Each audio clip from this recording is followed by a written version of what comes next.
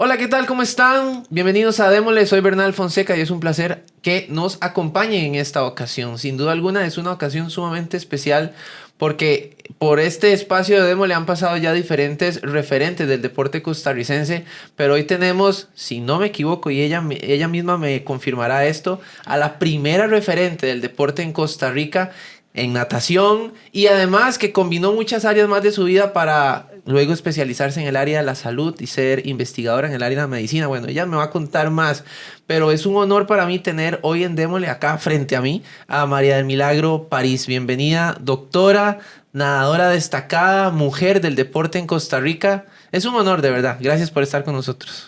Bueno, hola, muchísimas gracias por la invitación. Siempre es bonito que la gente se acuerde de uno, como dicen, ¿verdad? Sobre todo porque eso significa de que todo lo que hice en la carrera del deporte tuvo impacto en general, en el deporte, las mujeres y todo lo que eso conlleva. Sí, yo creo, doctora, si me permite decirle así en adelante en la conversación, ¿me permite decirle así? Sí. Sí. No, me puede decir María. María, mejor. Sí, sí. Bueno, está bien. María doctora. No, puede decir María, es más que suficiente. Es broma, es broma. Sí. Bueno, María, cuéntenos un poco porque yo quisiera empezar preguntándole qué significa para usted el 20 de mayo de 1961. Sí, ya están mencionando mi edad. Hice trampa. Ya hizo trampa, sí. Bueno, mi familia es una familia grande, somos 5. Y yo soy la segunda. Pero lo interesante de todo esto es que yo nací, como dice usted, en el 61. Y mi mamá fue al chequeo después del parto. Y en ese momento el doctor le dijo que estaba embarazada. Así es que yo tengo una hermana que nos llevamos 10 meses y medio. La mayor le lleva 10 meses y medio a usted. No, al contrario, yo soy la mayor y yo le llevo 10 meses y medio. Bien. Así como dicen, crecimos como gemelas. Como gemelas nos tapábamos todas las tortas. Y sí, así fue como empezó la familia. Y la última chiquitilla nació cuando ya yo estaba grande. Así que esa fue mi bebé, esa fue mi muñeca. Esta dinámica familiar, porque está don Pedro también y doña Teresita, que son sus padres. Sí. ¿Qué papel empezó a desarrollar o a cumplir dentro de las primeras instancias y todo el desarrollo de su carrera deportiva? Bueno, y tal vez mucha gente sepa, pero lo voy a repetir. Sí. Cuando mi primera carrera de natación, mi papá no sabía que yo sabía nadar. Y entonces cuando le dijeron que me habían inscrito en el colegio La Salle, el profesor de educación física que me había inscrito para una competencia, él dijo que él no iba a llevarme porque él no quería ser la persona que se iba a tirar a la piscina a rescatarme. Eso fue el primer día. El primer día gané un par de medallas y el segundo día él fue el primero que estaba en el carro. Dichosamente tuve unos papás que siempre me apoyaron. Nunca me dijeron tiene que, sino que me dijeron hasta cuándo quiere. Que yo pienso que eso es muy importante en el deporte, porque le permite a uno crecer sin la presión de que uno tiene que hacerlo. Hay una historia que escuché también suya, María, que tiene su relación con el mar en Punta Arenas. Ah, sí. ¿Verdad? Y que también su papá, oriundo de Punta Arenas, Ajá. ¿verdad? Las llevaba a ustedes y a usted personalmente a estar allí, me imagino que en la playa y que Sí. había una bandeja blanca y todo lo demás. Sí.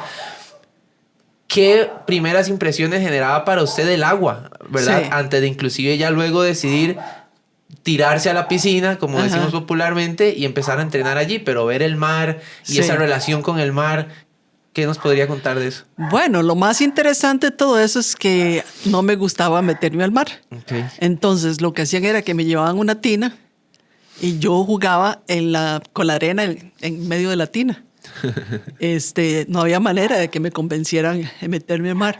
Y duró muchos años para que yo empezara a meterme al mar y me sintiera más cómoda nadando y y disfrutando. ¿Qué sensaciones le generaba, o más bien, ya después de haber empezado a nadar Ajá. profesionalmente, Sí. y después entrar al mar, qué sensaciones le generaba entrar al mar a nadar?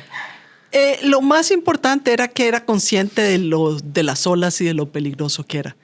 Uno ve mucha gente que empieza a nadar y no toma el cuidado que tiene que hacer, sobre todo para nadar en el mar. Entonces, yo ya, cuando ya estaba más grande, ya empezaba a meterme al mar, pero por supuesto, primero las rodillas, después no salía, o sea, el agua hasta la cintura y después poco a poco, entonces ya me sentí con más confianza para nadar. ¿Y lograba trasladar toda la técnica de los entrenamientos ya en piscina a la hora de nadar en el mar? O más bien la pregunta es, ¿nadar en el mar formaba parte de su rutina de entrenamiento? No era parte de mi rutina de entrenamiento.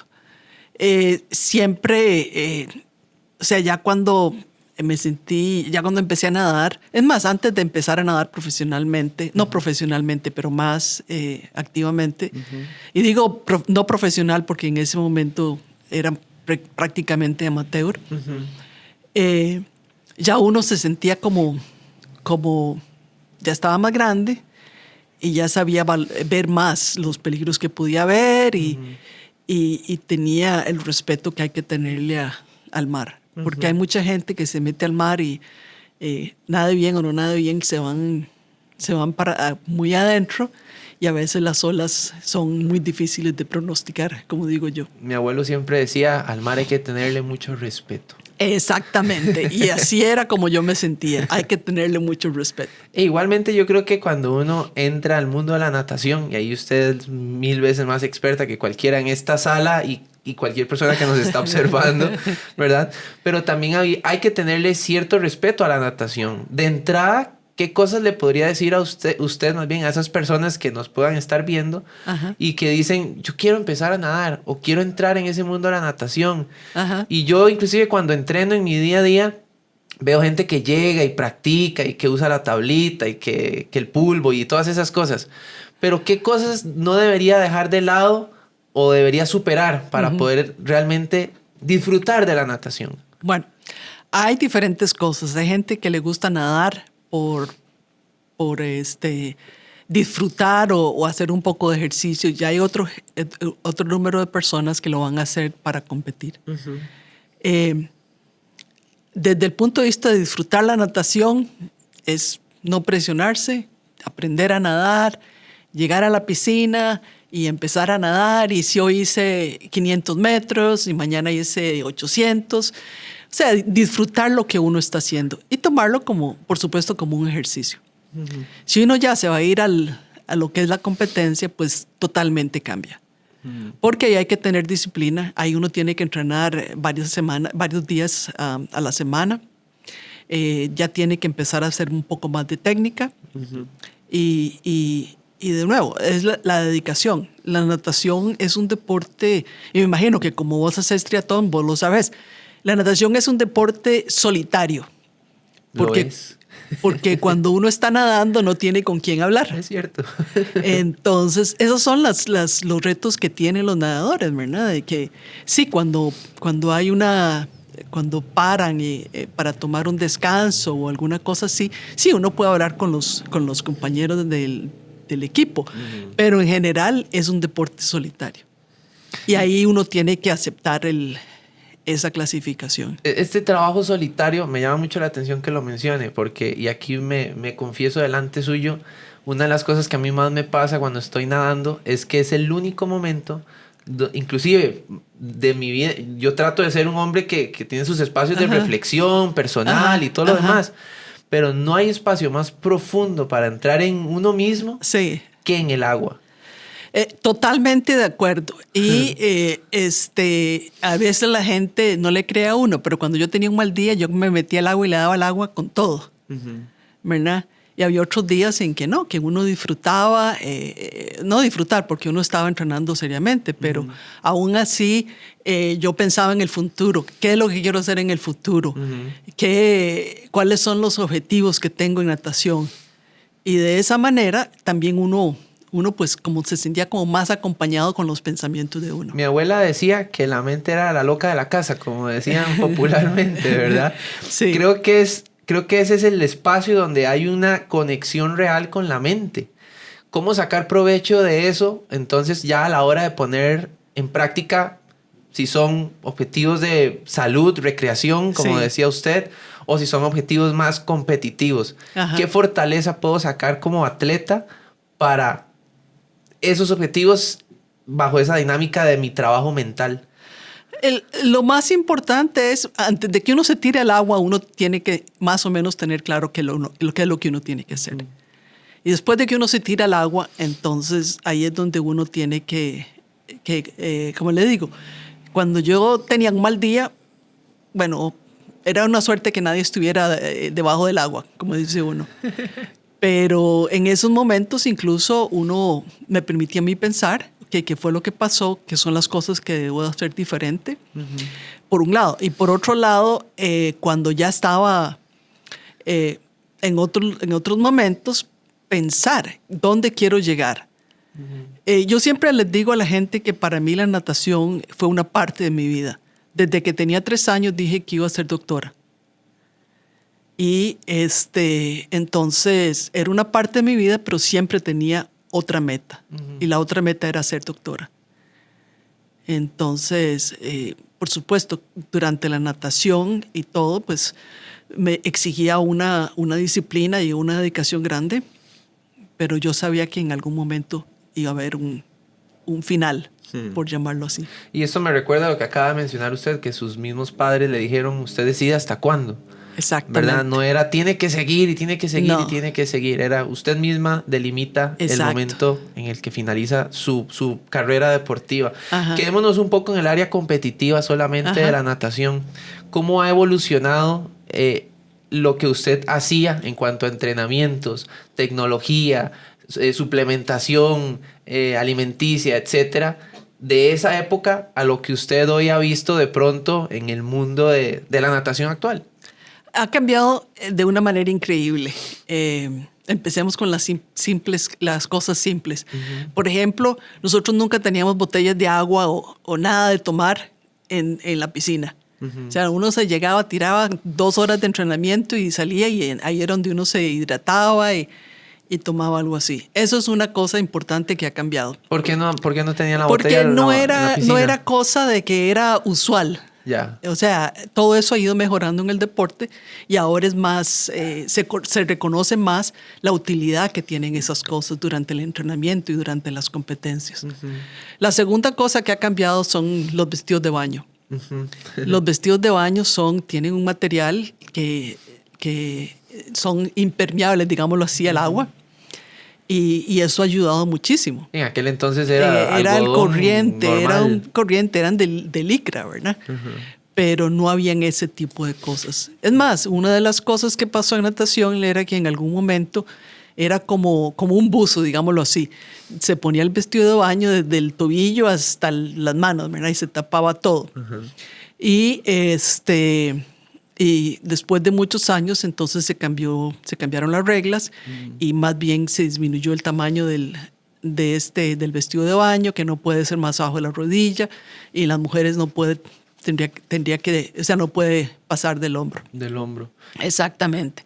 Esas son las cosas. Y la otra cosa es que cuando yo estaba nadando, la parte física, por ejemplo, ir al gimnasio y alzar pesas y todo, no era algo que se hacía de rutina. Más, normalmente ni siquiera se recomendaba. Entonces ahora son muchas de las cosas que han cambiado para mejorar el tratamiento, para mejorar la condición física de los nadadores. Y en cuanto al tema de la tecnología, evidentemente hay una transformación, pero por ejemplo, ¿ustedes cómo contaban los tiempos? ¿Era puro cronómetro? ¿Verdad? Sí. ¿No existían estos relojes? No. Al principio eran los termómetros, los timers. Los timers, exactamente. Eso era, ¿verdad? Y en la competencia, es más, en las competencias normalmente habían 2 o 3 jueces que tomaban los tiempos y entonces así calculaban cuál era el tiempo oficial para decidir el ganador. Y poco a poco eso fue cambiando, ¿verdad? Tener las placas electrónicas, y mucha de esa tecnología que definitivamente ayudó. O sea, al principio una diferencia de punto 0.1 era muy difícil identificarla. Con el tiempo era .001 que se podía identificar y para seleccionar el ganador. Hoy se habla mucho en el tema de alto rendimiento de las zonas, ¿verdad? Que zona 1, zona 2, zona 3. En el tema de la natación, obviamente también aplican, pero Sí. en aquel entonces, ¿cómo las medían? ¿A punta de esfuerzo, de respiración? Nada. ¿Cómo era? Nada. Nada. Todo eso, de nuevo, empezó después de que ya yo me retiré, precisamente zona 1, 2, 3 y 4 y 5, para monitorizar la frecuencia cardíaca, claro. y de esa manera saber a qué nivel está la persona. Y la idea es siempre llevarla a nivel 5, porque eso mejora la condición física y, por supuesto, le da a uno mejor resistencia para los eventos. Sí, me parece, ¿verdad? Porque ya quiero entrar en la parte propia de su carrera y lo que significa para la natación y el deporte en Costa Rica en general. Porque aún sin tener muchas de las realidades que hoy tenemos nosotros cuando nos metemos al agua o salimos a correr o lo que sea, ¿verdad? Para mí es complejo, digamos, decir, ¿y a cuánto estoy nadando? ¿Verdad? Y el reloj me ayuda mucho en medir la sensación, el ritmo al que voy, las series que hago. Entonces creo que aún es más meritorio lo que usted consiguió, porque no había nada de esto que hoy tenemos y que facilita mucho el entrenamiento. Claro que sí. Nosotros entrenábamos con el famoso cronómetro de pared, el grande, el círculo. El reloj allá afuera de la piscina. El reloj fuera de la piscina. Y entonces, el entrenador nos decía, bueno, vamos a hacer 30 veces 50 metros, pero tiene que ser cada 40 segundos. Entonces uno nadaba y eran 40 segundos. Si uno llegaba a los 39, a los 40 hay que salir, ¿verdad? Y si uno duraba 35, entonces uno tenía 5 segundos para descansar, como dice uno, tomar aire. Esas rutinas de entrenamiento, perdón que la interrumpa ahí, pero esas rutinas de entrenamiento, ¿de dónde venían? O sea, ¿era más el conocimiento del entrenador o venía de alguna escuela de natación de aquella época? Era parte del conocimiento que se iba transmitiendo, ¿verdad? A través de muchos entrenadores en Estados Unidos y por supuesto se fue transmitiendo y así fue como empezó a crecer la natación. Por ejemplo, nosotros decidíamos cuál iba a ser la competencia más importante del año y se entrenaba a eso. O sea, empezábamos, por ejemplo, con resistencia. Ahí salíamos a correr y hacer ejercicio. Y después era 25% de velocidad más 75% de resistencia. Y así cambiaba hasta ser mucho más de velocidad. Esas corridas las hacía en la montaña, ¿verdad? Esas corridas lo hacía en la montaña, sí. ¿En el Irazú? Inicialmente lo hacíamos yendo en ¿cómo se llama? En Alajuela. Incluso por donde está el castillo, por ahí íbamos a subir. También toda esa área, el Tirol y también en Alajuela. Y nosotros corría una hora ahí. Pero entonces eso nos servía no solamente, bueno, yo corría también por aquí, pero el correr en la altura ayudaba a prepararse para ir a competir a México por la altura de la ciudad. Y cuando ya se acercaba el torneo el torneo importante para México, entonces empezábamos a correr en el Irazú, subiendo al Irazú.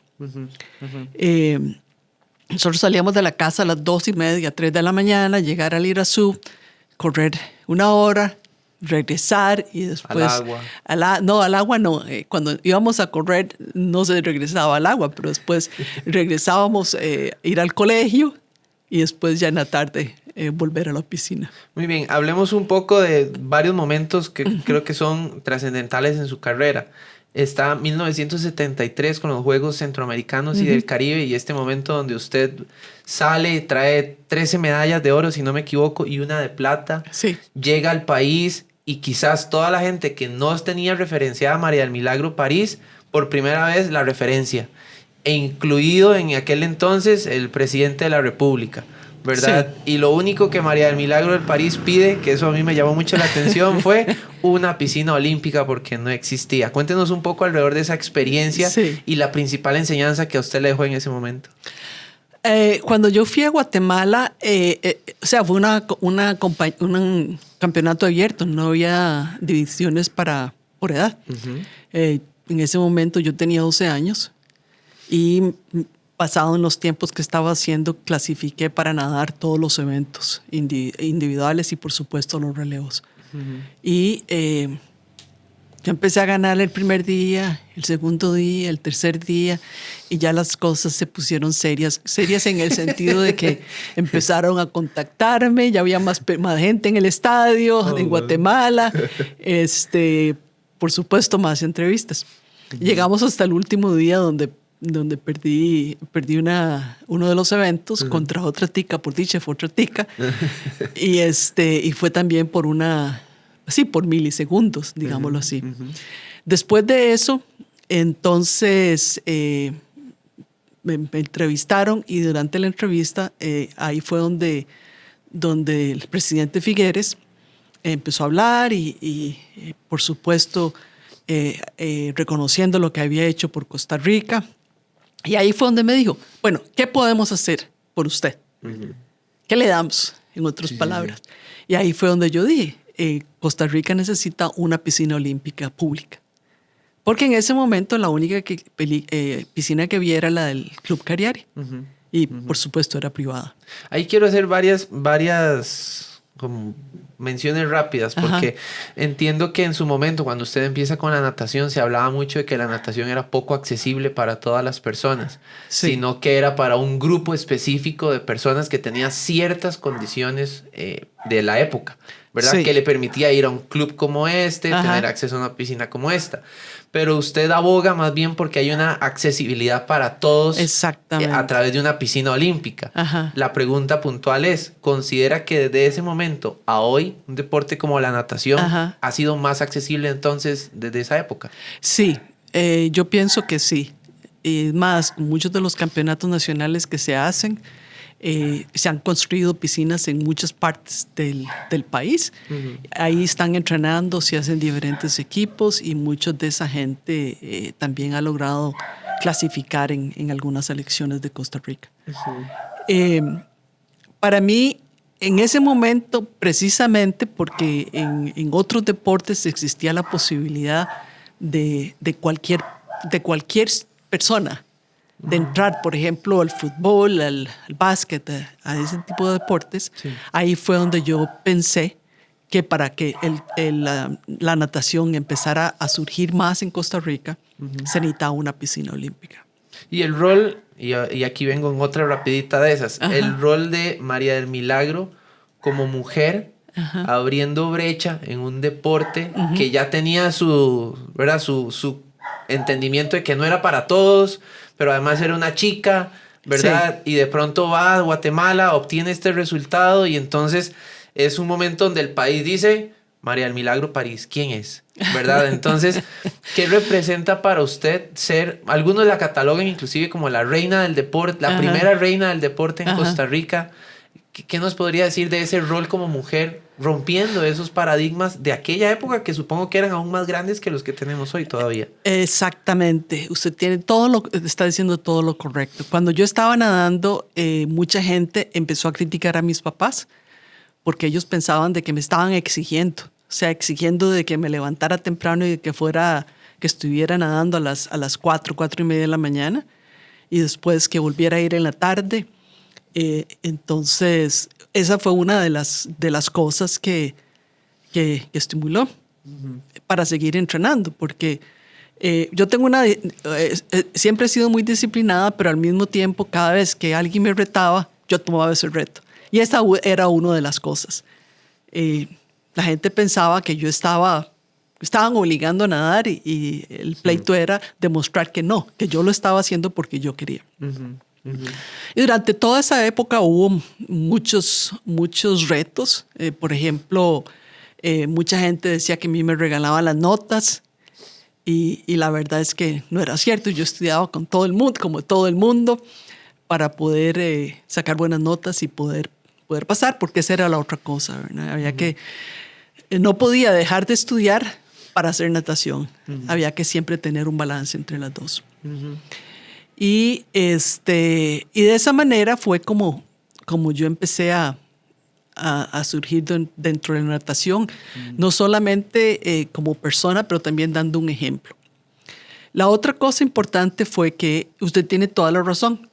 A mí me llamaban la chiquilla de natación y muchos nombres de ese tipo, ¿verdad?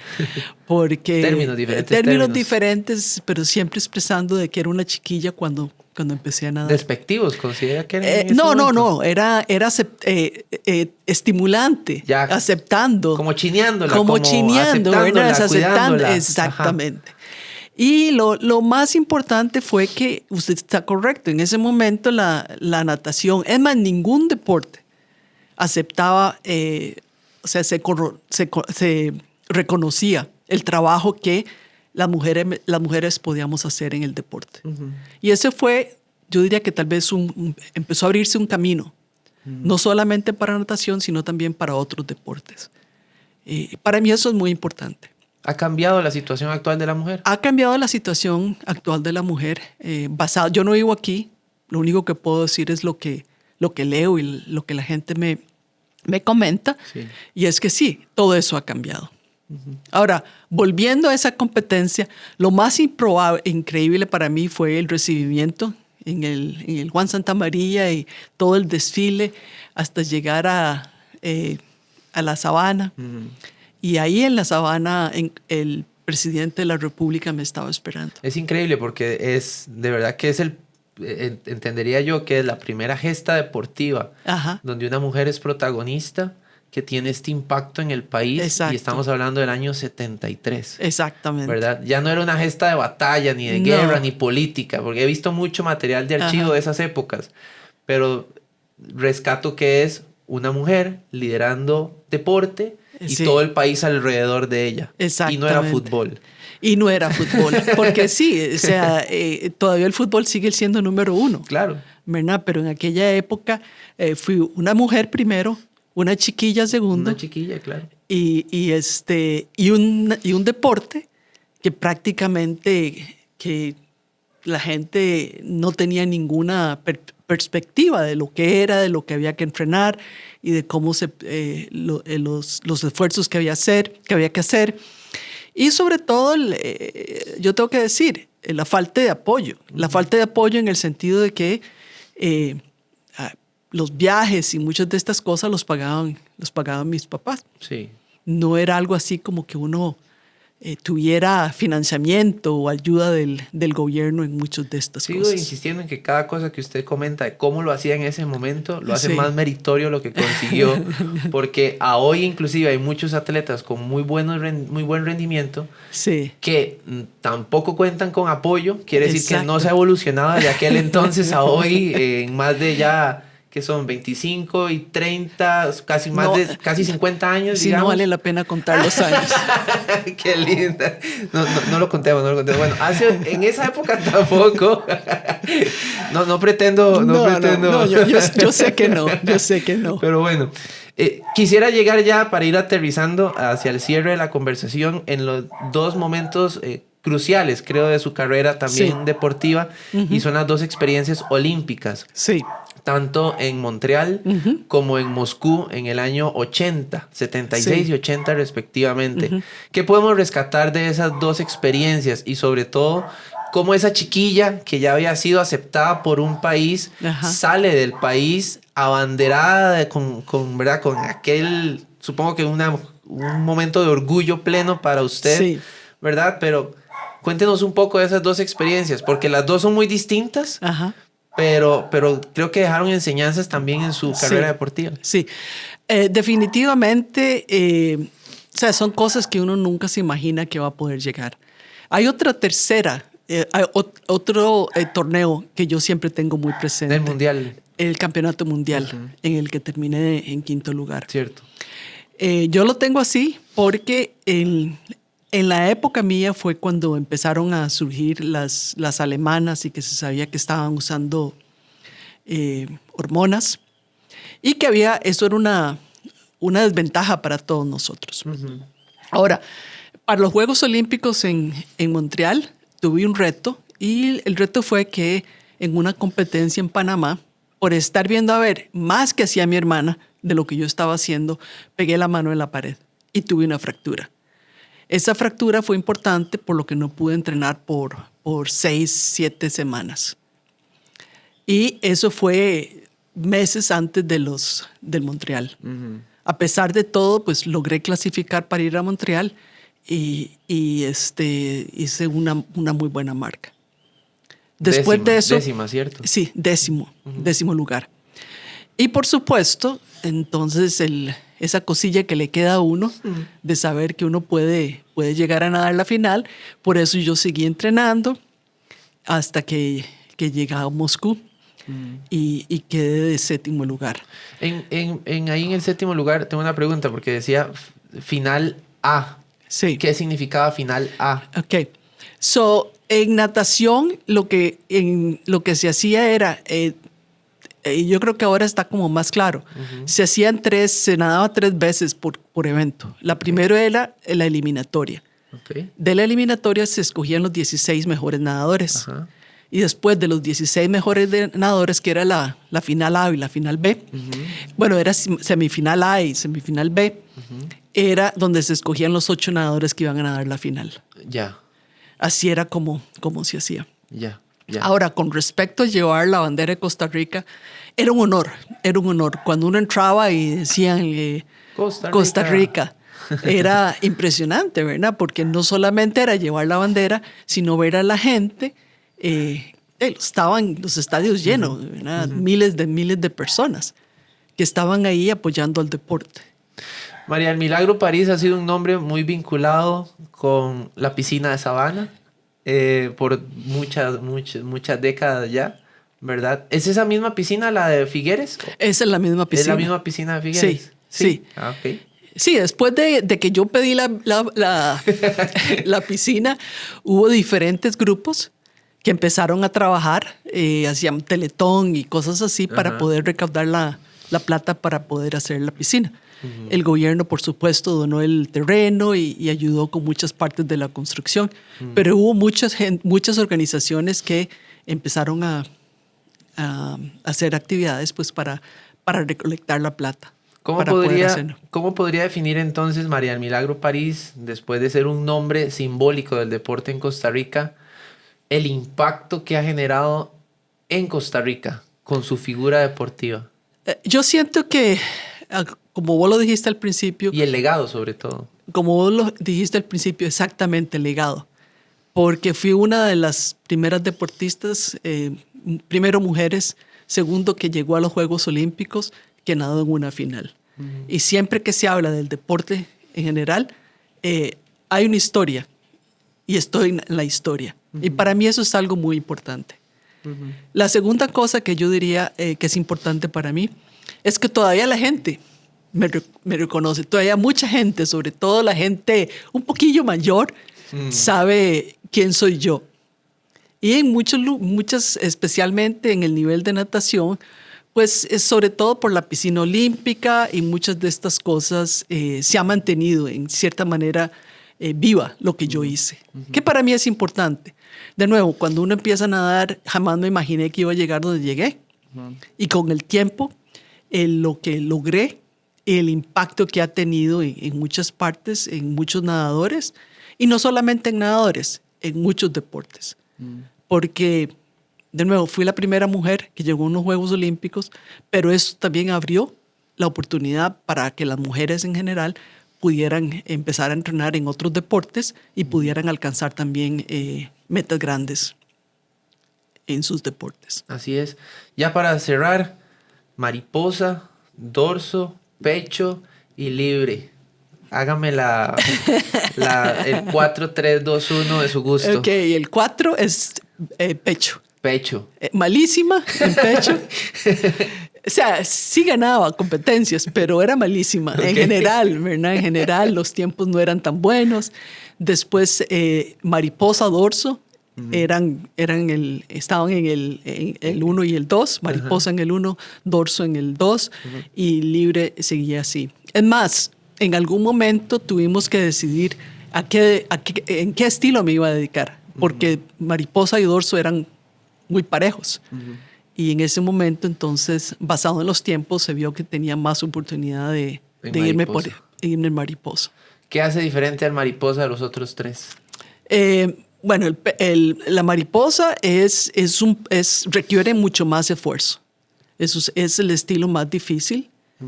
Es el estilo más difícil y por supuesto, hay que coordinar muchas cosas para poder hacerlo bien. Y el dorso voy a decirlo muy simple, pero es como el libre para arriba. El libre boca arriba. Boca arriba, exactamente. Muy bien. María del Milagro, para finalizar ahora sí, específicamente, último mensaje a toda la gente que nos ha acompañado. Como bien usted dice, no vive acá en Costa Rica actualmente, se dedica, no entré mucho en el área de la medicina, pero sí, creo que es valiosísimo también rescatar cuando usted finaliza su carrera deportiva, se dedica de lleno al área profesional en salud y ha logrado cosas igual de importantes como en el deporte, en el campo de la salud. Pero, ¿qué tendría que dejarle a estas personas que nos han acompañado hoy, que vayan a ver esta conversación y a disfrutar de lo que ha compartido con nosotros? Hay varias cosas. Primero, que como mujer uno tiene la misma oportunidad o uno puede llegar tan alto como los hombres. Esa es la primera cosa. Segundo, para poder subir y para poder llegar a ese nivel hay que tener dedicación, hay que tener disciplina y realmente uno tiene que tener en su mente cuál es la meta, a dónde se quiere llegar. Porque es la única manera de que uno pueda trabajar para lograr esa meta. Eso es lo más importante. Y la otra cosa que también es muy importante para mí es de que uno siempre tiene que pensar, en el caso mío yo lo hice, pero también en el futuro. Para mí los deportes no son de toda la vida. Uno puede seguir practicando la natación y puede hacer otras cosas, pero no es de toda la vida. Entonces una cosa muy importante es que uno tiene que también tener la motivación para pensar qué va a pasar después. Y trabajar en la natación, pero al mismo tiempo en tratar de